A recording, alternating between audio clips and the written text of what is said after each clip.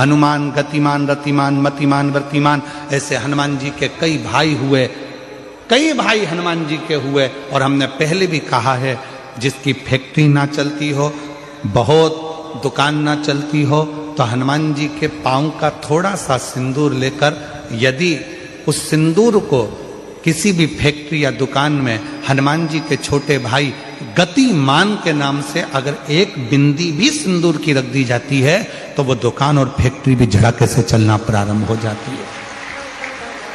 गतिमान हनुमान जी के छोटे भाई, एक हनुमान जी के छोटे भाई हैं मतिमान। जब व्यक्ति डिप्रेशन में जाता है, एकाग्र चित्त नहीं रह पाता है, पढ़ने बैठता है पर एकदम मन नहीं लग पाता है, तो मतिमान का स्मरण किया जाता है, हनुमान जी के तीसरे नंबर के भाई का, मतिमान। और कहते हैं एक दुर्वा यदि मतिमान के नाम से शंकर भगवान की शिवलिंग पर चढ़ा दी जाए और उसी दुर्वा को वापिस लेकर आया जाए, अंधेरा होने से पहले, सूर्य अस्त होने के पहले, शाम के प्रदोष के पहले यदि उस दुर्वा को उस व्यक्ति को चबा चबा कर खिला दो, तो डिप्रेस हो रहा है, डिप्रेशन में है, चिंता में है, टेंशन में है, और उसका विवेक काम नहीं कर रहा, बुद्धि स्थिर नहीं हो पा रही है, या पढ़ने में मन नहीं लग पा रहा है, तो उसको आप एक दुर्वा मतिमान, हनुमान जी के तीसरे नंबर के भाई मतिमान के नाम से अगर खिला देते हैं, तो उसकी बुद्धि केंद्रित होना प्रारंभ हो जाती है और वो डिप्रेस से हटना प्रारंभ हो जाता है, मन स्थिर होने लगता है। मतिमान।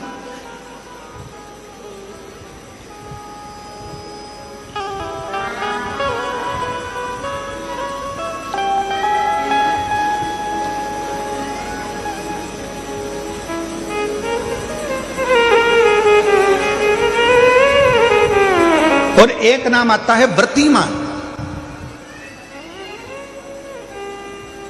इसका प्रैक्टिकल तुम अभी यहीं से कर लेना, ठीक है? चलते चलते मालूम पड़े तुम्हारी पार्किंग यहां से आधा किलोमीटर दूर है, ठीक है? अरे बोलो तो जम के। आधा किलोमीटर दूर तुम्हारी पार्किंग है और तुम्हारी उम्र लगभग बहुत हो गई, मालूम पड़े तुम थोड़े वृद्ध हो गए हो और तुम्हारा घुटना दुख रहा है, तुम्हारी कमर दुख रही है, चलते चलते बड़ी मुश्किल से तुम कथा स्थल तक पहुंचे हो। अब मन में आ रहा है कि मुझे वापस पार्किंग तक जाना है, कैसे जाऊंगी, पाँव तो दुख रहा है। तो एक काम आज चलते चलते करना कि कहीं सीवर वाला महाराज झूठ तो नहीं बोल रहा है, तो प्रैक्टिकल करके जाना। क्या करोगे? यहां से जाते समय आप जब जा रहे हो और आपके शरीर का कोई अंग जब दुख रहा है, तो श्री शिवाय नमस्तुभ्यम कहकर श्री व्रतिमान हनुमान का स्मरण करो। किसका स्मरण करना है? जम के बोलो, व्रतिमान हनुमान। व्रतिमान हनुमान का स्मरण करके कहीं पर भी बैठकर अपने पांव की छोटी वाली जो उंगली है उसको जम के दबाना, और दबाने के बाद चल देना।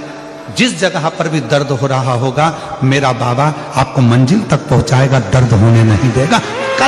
कल नहीं करना, प्रैक्टिकल आज ही करना। काल करे सो आज कर।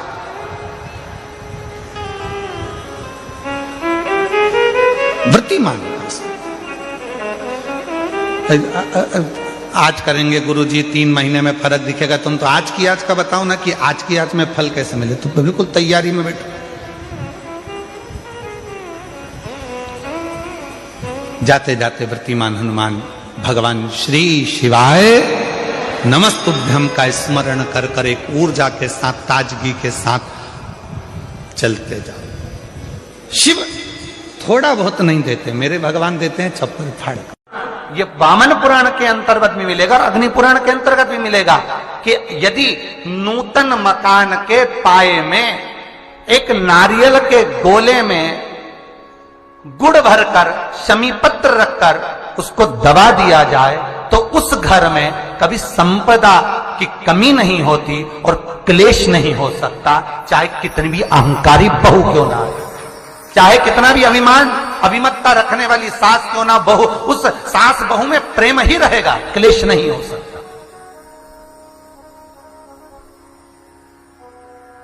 उसमें विवाद नहीं हो सकता। उस घर के अंदर जितने भाई रह रहे हो, जितने कुटुंबी रह रहे हो, परिवार रह रहा हो, उसमें क्लेश का कोई मतलब नहीं हो सकता। सुंदरकांड का पाठ घर में करवा रहे हैं और पंडित जी को फोन लगा कर कह रहे हैं सबको मजा आना चाहिए। अब तुम पाठ करा रहे हो कि अब हम बोले व्यासपीठ से अच्छा थोड़ी ना लगेगा। है बोलो री जीजियो सही है कि गलत है, और जीजा तुम भी बोलो रे सही है कि गलत है। अब ऐसी बात हम कहें अच्छा लगे? सुंदरकांड का पाठ करा रहे हैं और पंडित जी को फोन लगा के कह रहे हैं सबको मजा आना चाहिए महाराज। हम तो बहुत सारे सुंदरकांड करने वाले थे, परंतु हमने तुम्हारा सुना था कि तुम सुंदरकांड में बहुत मजा ला देते हो, इसलिए हम तुमसे करा रहे हैं, इसीलिए तुमसे करा रहे हैं। अब सुंदरकांड का पाठ मेरे हनुमान जी की कथा, मेरे हनुमान जी का चरित्र मजा लेने के लिए नहीं है, मोक्ष लेने के लिए है।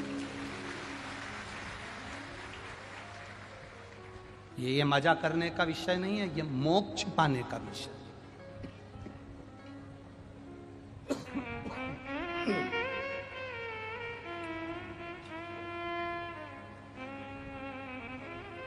जितने लोग सुंदरकांड में आकर बैठते हैं उन्हें चौपाई से कोई मतलब नहीं होता।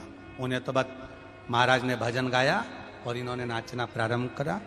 जिस सुंदरकांड में लोग ज्यादा नाच लें समझ लो वो सुंदरकांड सफल हो गया। नहीं, शिव महापुराण की कथा कहती है भगवान शंकर का एक अंश अवतार है मेरे श्री हनुमान जी महाराज। जब आप हनुमान जी के नाम का उच्चारण करें, जब आप हनुमान जी के नाम की भक्ति करें, तब जैसे हनुमान के हृदय में राम निरंतर दौड़ते रहते हैं, उस समय पर आपके भीतर राम नाम दौड़ना चाहिए। तो समझो कि हनुमान की भक्ति प्राप्त हो, तो समझो कि हनुमान जी की भक्ति प्राप्त हो। एंजॉय के लिए नहीं, मजे के लिए नहीं, भक्ति के लिए। कल आपको कथा में कहा था भीड़ बढ़ाने के लिए शिव पुराण में मत आना, कल भी कथा में कहा था और आज भी कराएं। भीड़ बढ़ाने के लिए शिव महापुराण में आने की जरूरत नहीं है। जिसको भीड़ बढ़ाने का शौक हो वहां चले जाओ। भीड़ बढ़ाने के लिए कभी शिव पुराण में मत आना, शिव पुराण में आओ तो भक्ति बढ़ाने के लिए आना कि मुझे शंकर का गुणगान करना है, मुझे भजन करना है, मुझे एक लोटा जल देवादिदेव महादेव को चढ़ाना है, मुझे शिव तत्व को प्राप्त करना है, मुझे शंकर का गुणगान करना है। मैं शिव पुराण से सीख कर जाऊंगी तो एकांतेश्वर महादेव को अगर कुछ नहीं चढ़ाऊंगी, 5 पेड़ की पत्ती तोड़कर चढ़ा दूंगी तो मेरा एकांतेश्वर राजी हो जाएगा। यह सीखना है हम। और मेरा विश्वास कहता है जितने लोग आस्था चैनल पर कथा सुन रहे हैं, जितने फेसबुक यूट्यूब पर कथा सुन रहे हैं और जितने छत्तीसगढ़ की इस भिलाई की इस्पात नगर की पावन भूमि पर कथा सुन रहे हैं, ये मेरा विश्वास कहता है जिन्होंने एकांतेश्वर महादेव की कथा को सुना है, कभी एकांत में शिवलिंग मिल गया ना, तो ये मेरा विश्वास कहता है कि वो पेड़ की पत्ती तोड़कर जरूर चढ़ा कर आएगा, क्योंकि एकांतेश्वर से मुलाकात है। कथा में जाओ तो कुछ सीख कर जा, कुछ प्राप्त कर कर जा। तो मालूम पड़ा कथा में से गए और जैसे कि जैसे ही पहुंच गए, आसना करी कार्तिक के बाबा ने। शिवाराधना में कार्तिक के बाबा जब लग गए, तारकासुर का वर था कि मरूं तो शंकर के पुत्र द्वारा।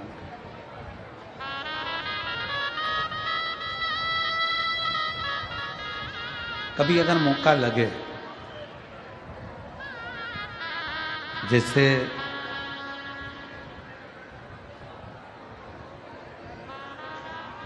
कभी ऐसा योग लग जाए कि कोई आपसे कहे कि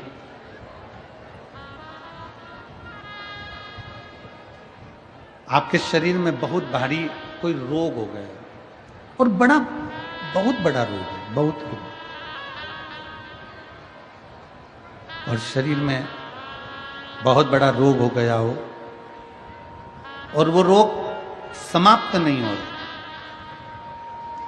वो रोग समाप्ति की ओर जा ही नहीं रहा, रोग समाप्त हो ही नहीं रहा।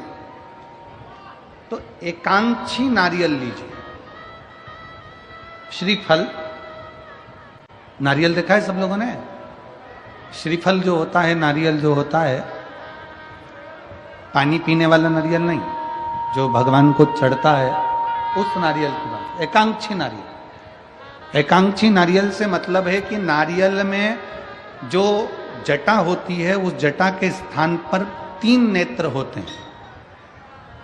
किसी किसी नारियल में 2 नेत्र होते हैं, किसी में 3 नेत्र होते हैं, किसी में 2 नेत्र होते हैं, किसी में 3 नेत्र होते हैं। तो 3 नेत्र वाला नहीं, 2 नेत्र वाला नहीं, कभी अगर मिल जाए भूलवश तुम्हारे हाथ में आ जाए, एकांक्षी नारियल।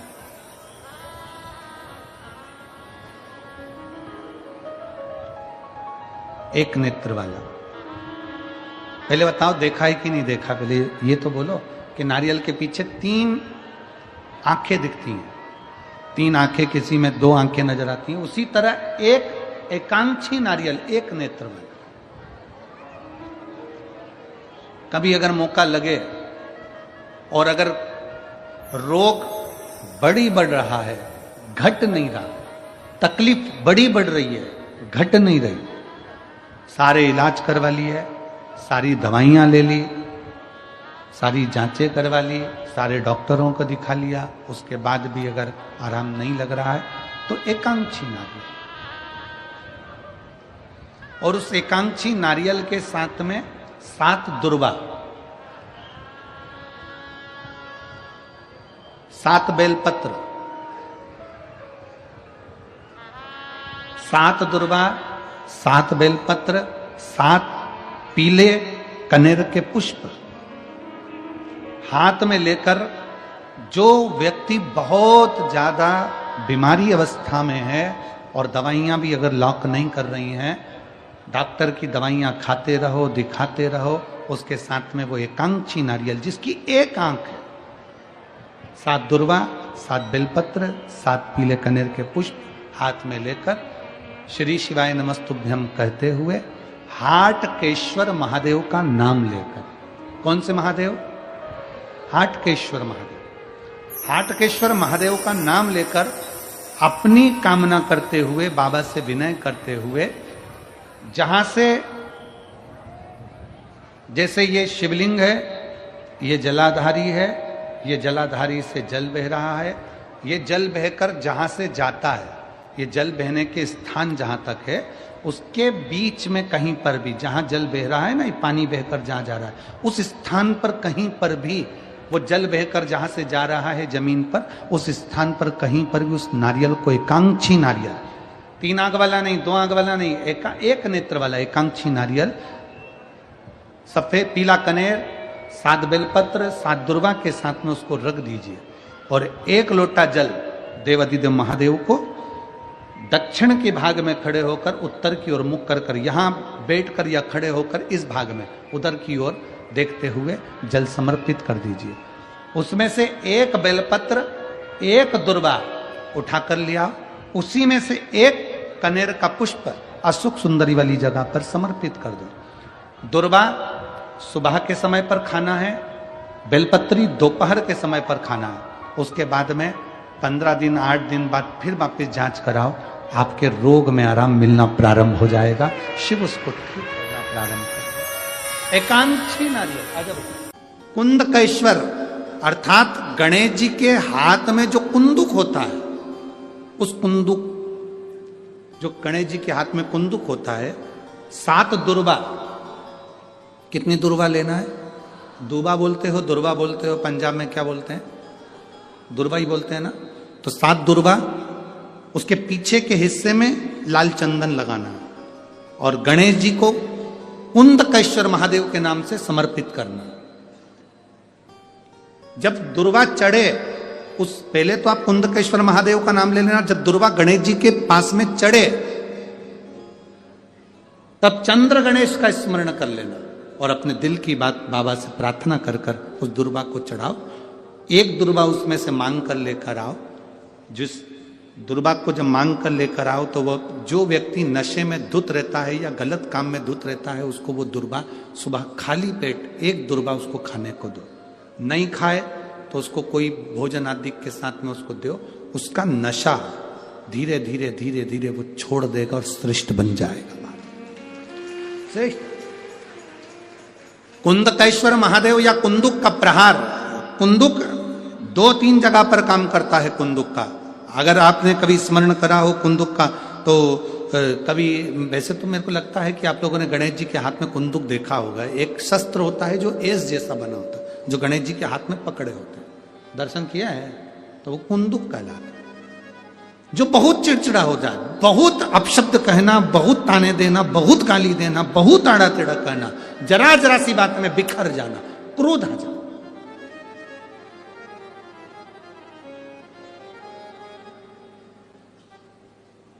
श्वेत पुष्प, सफेद पुष्प बेलपत्री के साथ जब देवाधिदेव महादेव के ऊपर समर्पित करा जाता है, थोड़ी देर चढ़े रहने के बाद बेलपत्र और श्वेत पुष्प में से सफेद पुष्प उठाकर बेलपत्री के वृक्ष के नीचे समर्पित कर दिया जाता है, जो शिवलिंग पे चढ़ाया गया, और उसका एक श्वेत पुष्प उठाकर शिव का चढ़ा हुआ बेलपत्री के वृक्ष के नीचे समर्पित कर दिया जाता है।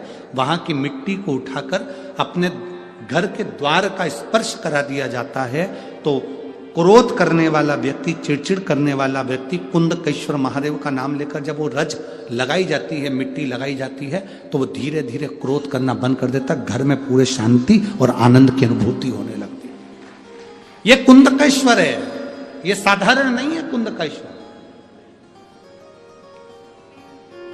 माता पार्वती ने कुंदुक उठाकर प्रहार करा, और जैसे ही माता पार्वती ने कुंदुक उठाकर प्रहार करा, प्रहार करते से विदल उत्पल के ऊपर प्रहार करते से विदल उत्पल के प्राण चले जाते हैं, और वो कुंदुक भगवान शंकर के चरणों में जाकर गिर जाता। जब शिव जी के चरणों में कुंदुक जाकर गिरा, तब शंकर भगवान के चरणों में माता पार्वती जी ने जाकर देखा तो उनके चरणों में चोट लगी हुई थी, क्षमा मांगी, चरणों में गिर गई मां। और शिव जी ने कहा, पार्वती तुम दुख ना मनाओ, तुम्हारे कुंदुक का मेरे चरणों में गिरना, मेरा नाम आज से कुंदकेश्वर होगा। पार्वती, मेरे चरणों में कुंदुक का प्रहार हुआ और मेरा नाम कुंदकेश्वर हुआ। आज के बाद मृत्यु लोक में रहने वाला व्यक्ति, उसके शरीर में अगर कोई रोग, कोई दुख व्यापेगा और वो मेरे कुंदकेश्वर की कथा को पूरी सुन लेगा या कुंदकेश्वर के नाम का उच्चारण कर लेगा, तो उसके दुख का, उसके शरीर के रोग का मैं निवारण कर दूंगा। वो कुंदकेश्वर महादेव है। बोल कुंदकेश्वर महादेव की। वो कुंदकेश्वर महादेव, कुंदुक का नाम रखकर कुंदकेश्वर। आपसे निवेदन, कभी आपको लगे कि दवाई औषधि काम नहीं कर रही, आप कुंदकेश्वर का नाम लें।